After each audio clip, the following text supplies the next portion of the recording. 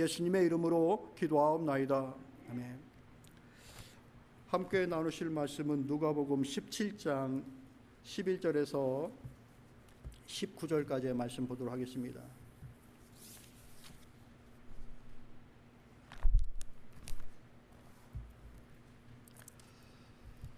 누가복음 17장 11절에서 19절까지의 말씀 우리 교독하도록 하겠습니다. 예수께서 예루살렘으로 가실 때에 사마리아와 갈릴리 사이로 지나가시다가 한 마을에 들어가시니 나병 환자 10명이 예수를 만나 멀리 서서 소리를 높여 이르되 예수 선생님이여 우리를 불쌍히 여기소서 하거늘 보시고 이르시되 가서 제사장들에게 너희 몸을 보이라 하셨더니 그들이 가다가 깨끗함을 받은지라. 그 중에 한 사람이 자기가 나은 것을 보고 큰 소리로 하나님께 영광을 돌리며 예수의 발 아래에 엎드리어 감사하니 그는 사마리아 사람이라. 예수께서 대답하여 이르시되 10사람이 다 깨끗함을 받지 아니하였느냐? 그 9은 어디 있느냐? 이 이방인 외에는 하나님께 영광을 돌리려 돌아온 자가 없느냐 하시고 같이 있습니다. 그에게 이르시되 일어나 가라 내 믿음이 너를 구원하였느니라 하시더라. 아멘.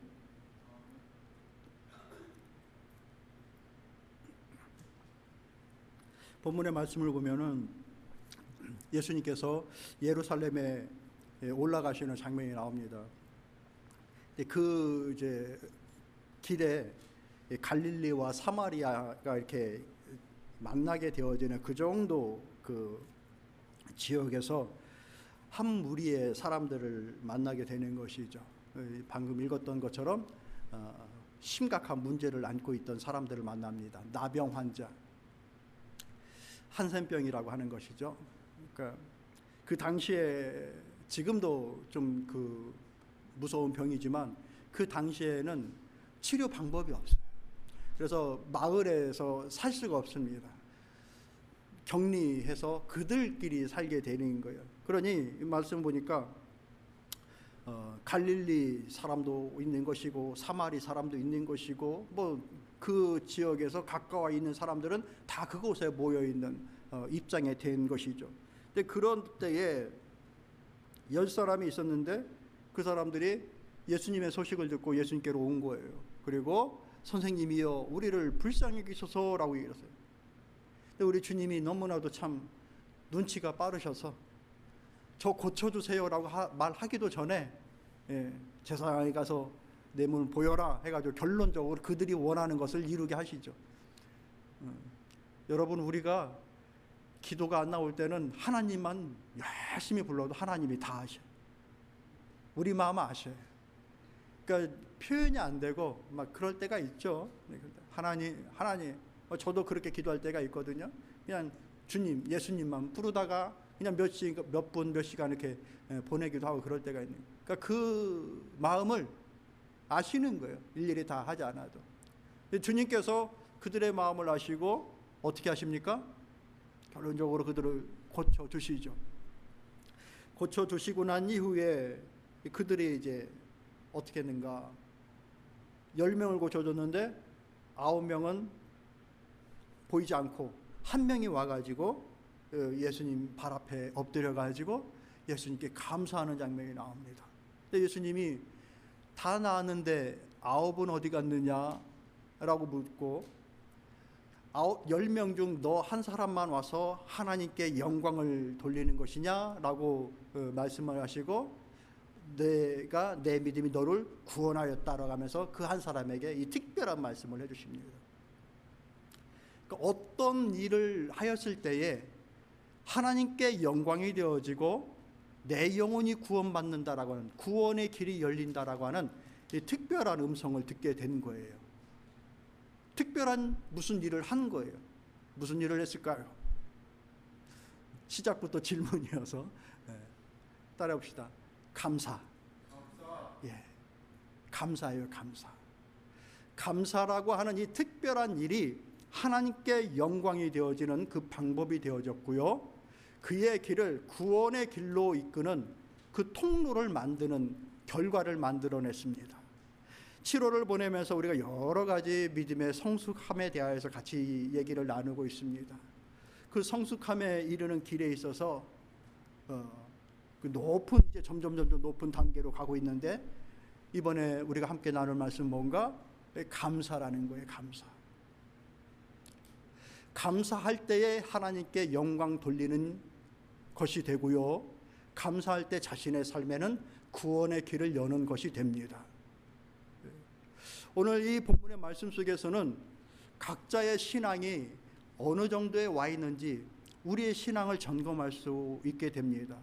말씀을 함께 나누면서 나는 어느 정도의 신앙의 상황에 와 있는가 스스로를 살피고 또 믿음의 그 고를 찾을 수 있는 자리가 되기를 소망합니다. 한번 말씀을 제목 읽어볼까요? 읽어보시죠. 시작. 나는 얼마만큼 왔는가. 믿음의 일에 대한 얘기예요.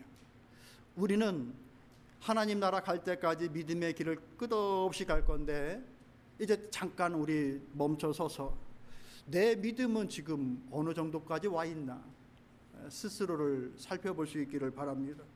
11절부터 13절까지의 말씀을 다시 읽어보면 이렇습니다. 같이 읽어볼까요? 예수께서 예루살렘으로 가실 때에 사마리아와 갈릴리 사이로 지나가시다가 한 마을에 들어가시니 나병 환자 10명이 예수를 만나 멀리 서서 소리를 높여 이르되 예수 선생님이여 우리를 불쌍히 여기소서 하거늘, 이렇게 얘기해 주고 있습니다. 말씀을 드렸다시피 이 나병 환자들은 이 심각한 질병 때문에 가족과 사회에서 떨어져서 격리돼서 살아가게 됩니다. 그의 삶이 참으로 고독합니다. 누구도 와서 돌보는 사람들이 없고 그들끼리 있어야 되는 것이죠. 그리고 그들을 고쳐줄 수도 없는 겁니다. 그럴 때에 그들이 예수님께서 또 다른 지역에서 나병 환자를 고쳤다라고 하는 그 소리를 들었을 때에 그들이 예수님께 찾아옵니다. 가까이 가지도 못하고 멀찍이 서서 예수 선생이여 외치면서 우리를 불쌍히 여겨주소서라고 묻습니다. 소리를 칩니다. 첫 번째 우리의 신앙의 단계가 어떤 것인가? 간구와 기대를 하나님께 두고 살아가는 단계입니다. 내 힘으로 어찌할 수 없는 것, 한계를 만나고, 그렇잖아요. 이 나병이라고 하는 것은 자신들의 힘으로 해결할 수가 없는 거예요. 여러분, 우리가 인생을 살아가다가 내 힘으로 잘 감당할 수 없는 그런 큰 벽과 짐을 느낄 때에 여러분들은 어떻게 하십니까? 믿음이 없는 사람들은 그들의 방법으로 그 어려움의 시기를 보내겠죠. 근데 믿음이 있다라고 하는 우리는 그 어려움의 시기를 어떻게 견디고 지나갑니까? 이 나병 환자는 상징적인 의미를 가지고 있는데 인생의 한계를 만난 거예요. 절대적인 고독과 불안과 평안을 잃어버린 겁니다. 고독합니다. 이런 한계 속에서 그들이 보인 행동은 뭔가? 하나님께 도움을 구하며 간구하며 기도하며 주님 앞에 섰다라는 거예요. 신앙의 단계 속에 이렇게 우리가 힘들고 어려운 일들을 만났을 때에 나의 구원이 하나님께 있습니다. 나는 할 수 없습니다. 그런데 하나님께는 방법이 있을 수 있사오니 나를 불쌍히 여겨 주옵소서라고 하면서 주님 앞에 나와서 간구하며 기도하는 단계가 있습니다. 보통 이 정도 때에는 우리의 간구와 기도는 대부분 생존에 관한 것이 대부분입니다. 죽고 사는 문제들, 소위 말해서 뭘 입을까, 뭘 먹을까, 뭘 마실까에 대한 문제들, 내가 아무리 애를 쓰고 행하여 나아가도 참 그 삶이 채워지지 않는 그 연약함들, 그런 것들이 있을 때, 내 생존의 문제가 관련되어졌을 때 하나님 앞에 나와서 도와달라고 간구하며 나아갑니다. 또 언제 그렇습니까? 이 만족함을 위하여서 어느 정도 갔어도 사람이라는 것이 좀 더 나은 길로 가길 원하는 것이잖아요. 좀 더 성공의 길, 좀 더 높은 곳, 아이들 같은 경우는 꿈을 꾸고 공부하고 도전하는 모든 것들이 좀 더 나은 자리로 가기 위해서 그때 하나님 앞에 나와 도움을 구하죠. 하나님, 이번에 저 시험이 있어요. 큰 시험이 있어요. 머리 안 따르는 거 아시죠? 도와주세요. 공부할 때 머리에 다 들어오게 해주세요 하면서 자신의 성공과 꿈을 위해서 하나님 앞에 나와 간구하며 기도합니다. 또 언제 합니까? 불안할 때, 하루 앞을 내다볼 수 없는 그 막막함이 있을 때, 이 불안한 마음을 어찌할 수 없어서 하나님의 도우심을 간구하며 나아갑니다. 지난주에 여러분 한국의 뉴스 중에 정말 끔찍한 일이 벌어졌잖아요. 그 역 이름을 제가 깜빡했네요. 잊어먹었네요. 어느 역 거기 앞에서 남자아이가 칼부림을 해가지고 한 명은 죽고 또 병원에 입원하고 치명상을 당하고 하는 그런 일이 벌어졌어요. 왜 그런가 물어봤더니 자기가 하는 일이 너무 안 되고 억울해서 되는 일이 없어서 그랬다라는 거예요. 이게 말이나 되는 상황입니까? 그런 예기치 않은 일이 언제 벌어질지 모르는 이런 사회 속에 살아갈 때에 우리는 불안하죠. 그 불안함이 있을 때 하나님 앞에 간구하는 겁니다. 하나님, 내 안에 평안을 주시고 든든한 마음을 주세요라면서 이렇게 기도하여 나가는 것이고, 또 근본적인 내 인생의 고를 가지고 기도하게 됩니다. 하나님, 어찌 살아야 됩니까? 허무하지 않게 되기 위해서 어찌 살아야 됩니까? 60을 보내고 70을 보내고 80을 보냈는데 내 인생 허무하지 않기 위해서 어찌 살아야 됩니까? 라고 하면서 인생의 근본적인 문제를 놓고서 하나님 앞에 나와 기도하고 간구하게 됩니다. 그러니까 기도와 간구로 하나님 앞에 서는 그 믿음의 단계가 있는 거예요. 이게 믿음이에요. 믿음이 없으면 할 수 없는 거예요. 내가 믿음이 있으니까 하나님 앞에서 간구하고 기도하는 거예요. 믿음 없는 사람들은 다른 방법을 찾는 것이죠. 여러분 어떠십니까? 어려움이 있고 한계가 느껴지고 고통스러울 때 하나님 앞에 나와서 간구하고 기도하십니까? 하나도 안 하신, 처음 듣는 얘기처럼 왜 다 반응이 다 이러셔요? 간구하고 기도하십니까? 이게 우리 신앙입니다. 이게 첫 단계예요. 하나님 앞에 구하지 않으면 안 되는 거예요. 우리 신앙은 하나님 앞에 먼저 구하는 거예요. 주님, 우리를 불쌍히 여겨주세요. 가족도 나를 케어할 수 없고 만날 수도 없어요. 주님, 저를 케어해 주세요. 이 공허함과 이 불안과 이 고독의 문제에 하나님, 저를 살려주세요 하면서 나의 구원을 하나님 앞에 둘 수 있는, 그것이 우리 신앙의 첫 번째 길이다. 그 다음의 길이 뭔가 14절에 있는 말씀을 볼까요? 여러분 읽어보세요. 시작. 바리새인들은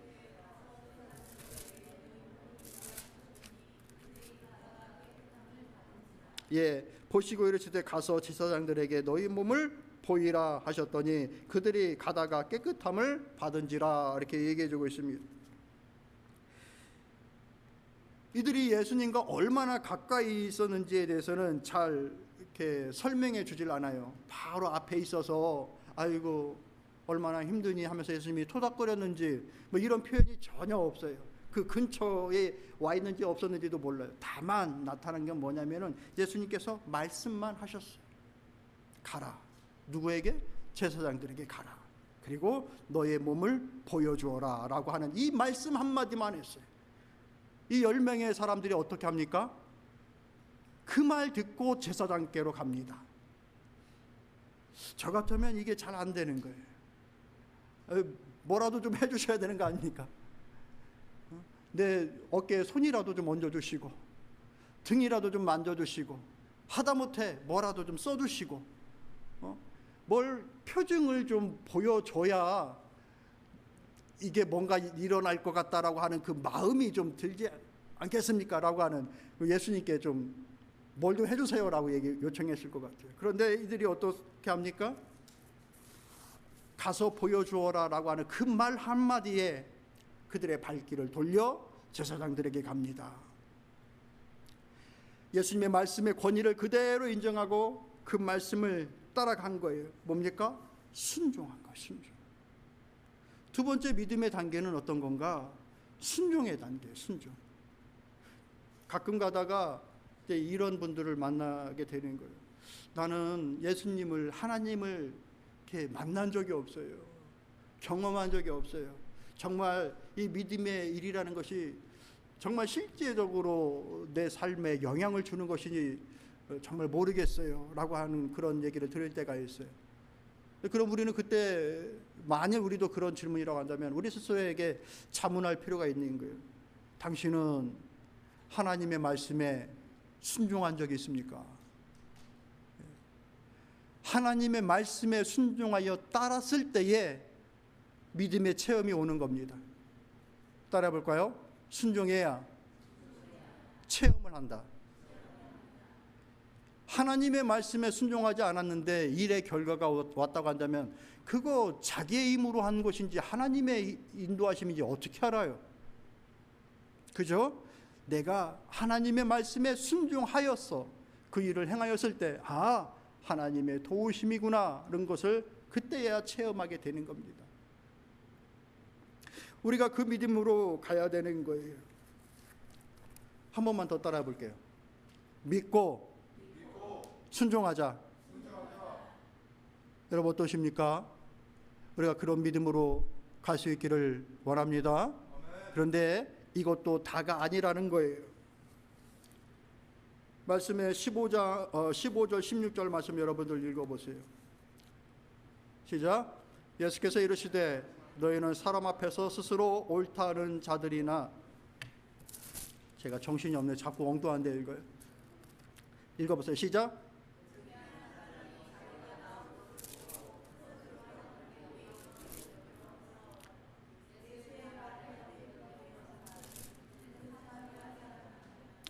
그 중에 한 사람이 자기가 낳은 것을 보고 큰 소리로 하나님께 영광을 돌리며 돌아와 예수의 발 아래 엎드려 감사하니 그는 사마리아 사람이라.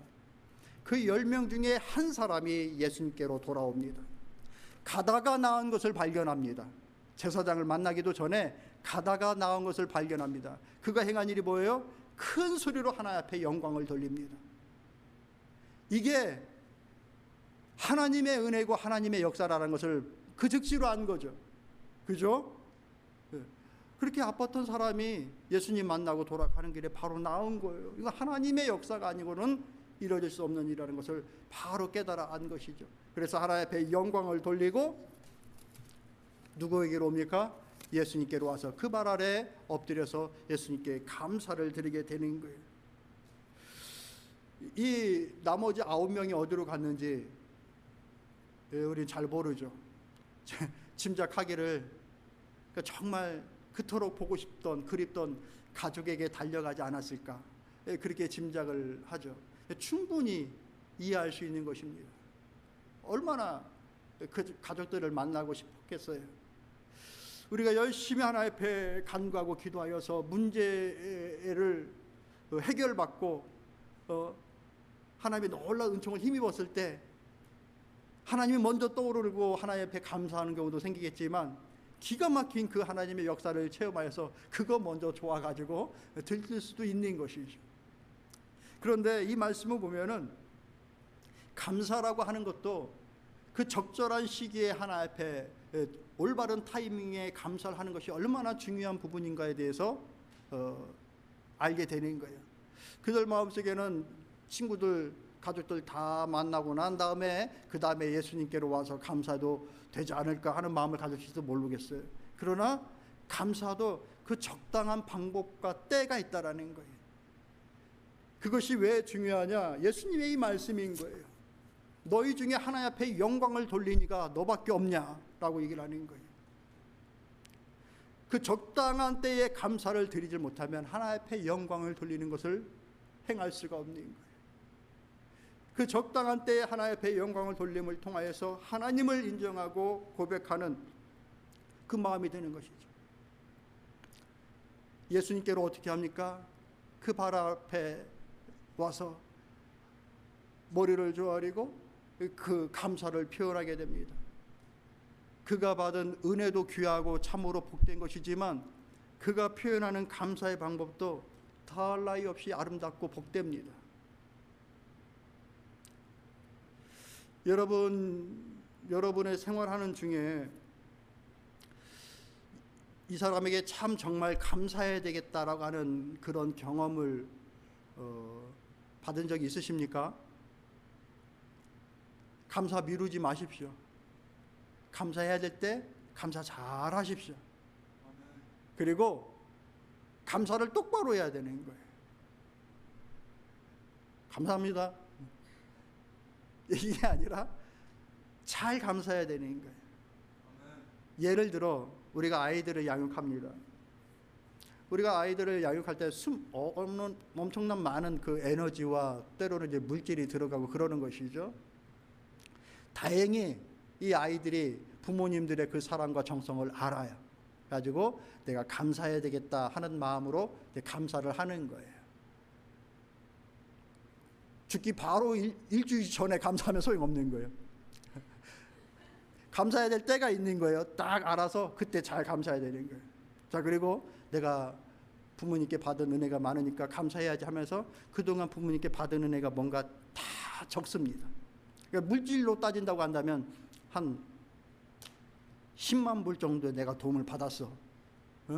딱 10만 불어치 딱 해가지고 그것을 표현한다고 합시다. 감사 제대로 한 거예요? 그게 아니에요. 내가 받은 것을 딱 계산해서 그대로 돌려주는 게 그게 감사가 아니에요. 주님께서 내게 씨앗을 줬을 때에 30배, 60배 결실을 맺게끔 하신 것들은 나 혼자 쓰라고 하는 것이 아니라 풍성함을 이루고 영향을 미치라는 것이죠. 감사의 내용도 마찬가지인 거예요. 내가 받은 그만큼 딱 모았다가 땅에 묻었다가 다시 돌려주는 게 잘 감사하는 것이 아니라 내 모든 것들을 통해서 그의 정신을 받고 내가 소하여 그것을 살아가면서 이루어 나갈 때 그것이 온전한 감사가 되는 거예요. 우리 아이들이 만약에 부모에게 바른 감사를 하게 되어진다고 한다면 바로 그런 거죠. 부모에게 받은 것이 무엇인지를 깨달아라. 계산해서 그 값을 딱 지불하는 통장에 딱 꽂아주는 것이 감사가 아니라 그분들의 사랑을 그대로 마음에 새기고 그 사랑을 힘입어 살아가고 그분들이 남겨준 정신을 갖고 살아가고 행하는 모든 일들이 적절한 감사의 표현이겠죠. 그러니까 오늘 이 말씀이 바로 우리에게 그 얘기를 하는 거예요.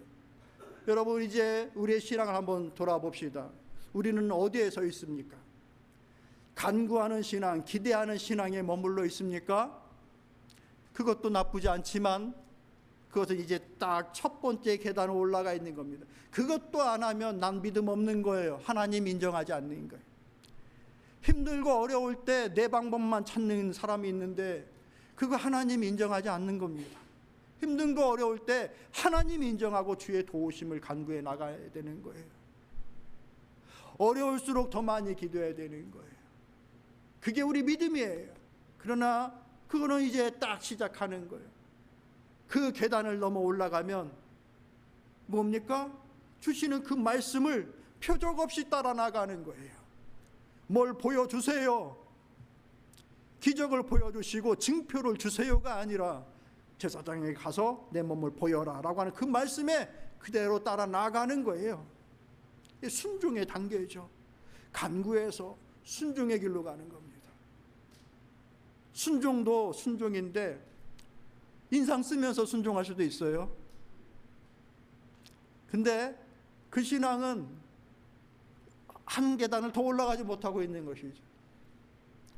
누구야 청소기 좀 돌려줘.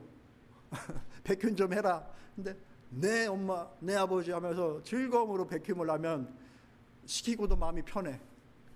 백균 좀 해줄래? 내 막 땀 흘리면서 막 인상 쓰고 하고 있으면은 시키고 되게 미안해. 하나님이 우리에게 그럴 수가 있어요. 저 녀석 일을 하고 있긴 한데 감사가 없네. 우리가 교회 일을 하긴 하는데 감사하는 마음이 하나도 없어요. 근데 하긴 해. 안 하는 건 아니에요. 하긴 해. 근데 감사가 없어요. 하나님이 되게 난처한 거예요. 자, 그러면 하나님께 영광이 안 된다라는 거예요. 안 되겠죠? 당연히 안 되는 거예요. 하나님께 영광이 안 되는 거예요. 내 길에 구원의 통로가 열리질 않아요. 하나님은 우리가 감사할 때 우리의 길을 새롭게 하셔요. 시온의 대로를, 복의 대로를 열어주셔요. 내 믿음이 너를 구원하였다라고 하면서 우리 주님이 그를 돌려보내잖아요. 가라, 내 삶으로 이제는 가라, 내 가족에게로 가라, 내 믿음이 너를 구원하였다. 이제부터는 그가 가는 길이 달라요. 길을 바꿔주셔요. 할렐루야. 적절한 때에 적절한 감사, 이것은 하나님 앞에 영광이 되어지고 우리의 삶에 큰 변화가 온다, 믿으시길 바랍니다. 그렇다고 한다면 우리가 어떻게 감사를 해야 될까? 그 구체적인 감사의 방법이 뭘까? 따라해 볼까요? 받은 은혜를 기억함으로 감사하는 겁니다.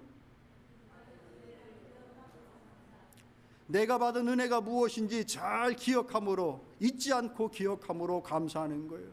이 나병 환자가 어떻게 했습니까?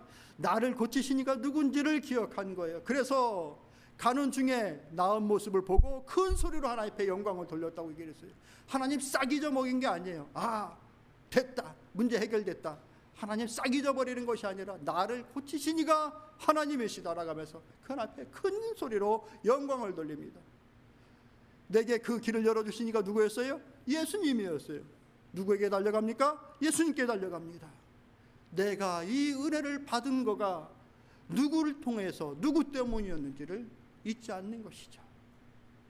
은혜를 기억하는 것이 감사하는 거예요. 우리 사랑하는 청년들, 학생들, 부모님의 은혜를 기억하는 게 부모님의 사랑에 감사하는 거예요. 자기 혼자 큰 줄 알아요. 못된 애들은 시간 지나면 막 크니까 자기 혼자 큰 줄 알죠. 근데 그게 아니죠. 이 부모님의 은혜가 얼마나 큰지를 아는 거가 부모님의 마음에 보람을 주고 기쁨을 주고, 그게 부모의 면류관이요 영광이 되는 거예요.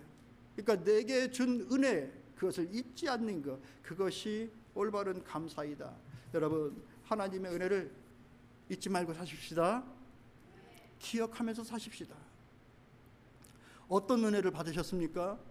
우리는 나병 환자처럼 이렇게 몸이 낫는 그런 놀라운 기적은 체험하지 않았지만, 지난주 우리가 성숙으로 가는 그 길 속에 버려야 될 것들은 버리고 사모할 것들을 사모하면서 함께 그 사모할 것을 소중히 여기는 사람들끼리 함께 가는 그것이 중요하다라고 얘기를 했어요. 나 혼자 성장할 수 없다라고 얘기했어요. 그래서 너희는 피차 가르치는 자들이 되라라고 하면서 말씀을 나눴죠. 그게 어떤 말씀이었어요? 골로새서 3장에 있는 말씀이었었죠. 골로새 3장 16절 17절 말씀 여러분 한번 읽어보세요. 시작. 너희 속에 풍성히 거하여 모든 지혜로 피차 가르치며 권면하고 시와 찬송과 신령한 노래를 부르며 감사하는 마음으로 하나님을 찬양하고, 또 무엇을 하든지 말에나 예수의 이름으로 하고 그를 힘입어 하나님 아버지께 감사하라. 피차 가르치기를 열심히 하는, 또 많이 이루어지는 교회가 되기를 소망합니다. 제가 이렇게 얘기했었는데 그 후반부 말미에 뭘 얘기해 주고 있어요? 그를 힘입어서 하나님 아버지께 감사해라. 감사로 가는 그 길인 거예요. 우리가 행하고자 하는 모든 일들이 이 감사의 길로 가고자 하는 길인 거예요. 골로새 3장 16절 17절까지 그 말씀 이전에 그 위에 있는 말씀이 우리가 받은 바 은혜가 무엇인지에 대해서 설명해 주고 있습니다. 우리가 받은 게 무엇인지 말씀 읽어가면서 한번 곰곰이 한번 봅시다. 같이 읽습니다. 시작. 그러므로 너희는 하나님의 택하사 거룩하고 사랑받는 자처럼 긍휼과 자비와 겸손과 온유와 오래 참을 옷 입고, 누가 누구에게 불만이 있거든 서로 용납하여 피차 용서하되 주께서 너희를 용서하신 것 같이 너희도 그리하고, 이 모든 것 위에 사랑을 더하라. 이는 온전하게 매는 띠니라. 그리스도의 평강이 너희 마음을 주장하게 하라. 너희는 평강을 위하여 한 몸으로 부르심을 받았나니 너희는 또한 감사하는 자가 되라 라고 얘기하고 있어요. 길어서 찾는 중에 다 없어졌죠. 하나님으로부터 택하심을 받았다. 우리를 거룩하게 하시고 우리를 사랑하여 주신다라고 하는, 우리가 받은 것이 바로 이건 거예요. 하나님은 우리를 택해 주셨어요. 가족도 버리고 친척도 버려야 되는 그 나병 환자와 같은 그 어려움에 있었을 때에 우리가 뭐 좋은 것을 이루어놓지 않았던 그때에 누구누구야, 나의 사랑하는 딸아, 나의 사랑하는 아들아 라고 하면서 우리를 택하여 믿음의 자녀로 불러주셨어요. 그리고 그들의 모든 것들을 다 툴툴 털어서 우리를 거룩하게 하셨어요.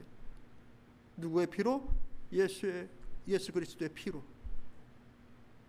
내 도덕성으로 내가 깨끗해진 것이 아니라 예수님의 피로 우리를 다 깨끗하게 해주셨어요. 거룩하게 해주셨어요. 내가 만든 것이 아니라 그냥 주신 거예요. 이게 그냥 주신 거예요. 그런 우리를 불러주셔서 사랑해 주시고 용서하시고 부르셔서 목적을 주시고 하나님의 선하신 뜻들을 하게끔 하여 주셨어요. 종합적으로 만든다고 한다면 우리를 다시 살려주신 거예요. 다시 살게 해주신 거예요. 그래서 성도의 삶을 가리켜서 거듭남의 삶이라고 얘기를 하는 거예요. 믿으십니까? 내가 다시 살아난 거, 그것이 우리 주님이 우리에게 주신 거예요. 이걸 잊지 말고 살아가란 얘기예요.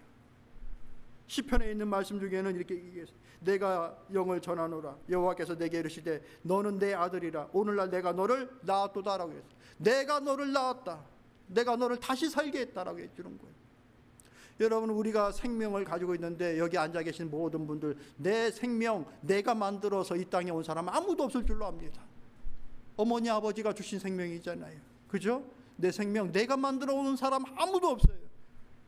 영적인 생명 거듭난도 마찬가지예요. 내가 이것을 만들 수가 없어요. 너는 내 아들이라. 내가 너를 낳았다라고 하신 주님이 주신 거예요. 이것을 잊지 않고 살아가는 것, 그렇게 살아가는 것을 통해서 하나님 앞에 감사하게 되는 거예요. 두 번째로 제대로 된 감사는 무언가? 삶의 태도를 통해서 감사할 수가 있게 되는 거예요. 아까도 말씀을 드렸죠. 부모님에게 감사하고 뭐하고 하는 것들은 적당한 때와 적당한 그 방법이 있는 거예요. 아무렇게나 하는 게 감사가 아니라는 거예요. 그러니까 우리가 뭐 어떻게 감사하는가? 똑같은 구절 말씀 속에 그 내용이 있는데, 그 중에 말씀 보면 우리에게 새로운 옷을 입으라고 얘기하셔요. 택하사 거룩하고 사랑받는 자처럼 긍휼과 자비와 겸손과 온유와 오래 참음의 옷을 입고라고 얘기하고 있습니다. 지난주 우리가 버려야 될 것에 대해서 얘기를 했어요. 악독과 기만과 위선과 하는 그 모든 것들을 버려야 될 것이라고 얘기했어요. 그런데 입어야 되는 것이 있어요. 버린 것만 되는 것이 아니라 새롭게 입어야 될 것. 그 입어야 될 것이 뭡니까?